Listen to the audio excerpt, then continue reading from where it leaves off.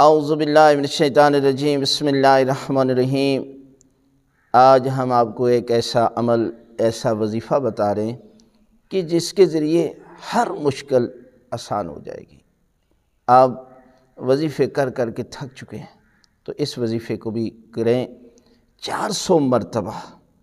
سورہ قدر کی تلاوت کرنی ہے، اور اس کی شرائط یہ ہے کہ سب سے پہلے آپ نے باوضو ہونا ہے، وضو کرنا ہے، اور پھر قبلہ رخ کی طرف بیٹھنا ہے، اور تیسرا یہ ہے کہ کسی سے بات چیت نہیں کرنی۔ اس ذکر کے دوران 400 سورہ قدر کے دوران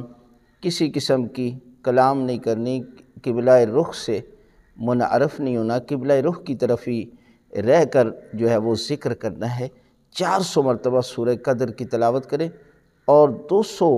کا ثواب جو ہے وہ ہدیہ کریں جناب سیدہ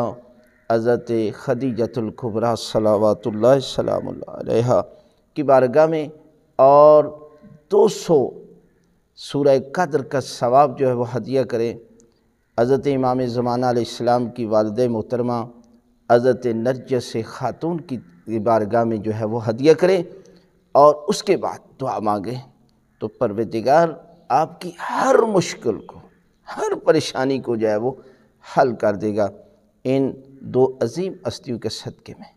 یعنی آپ کو ان ہستیوں کا وسیلہ دے کر دعا مانگنی ہے تو پروردگار آپ کے ہر مشکل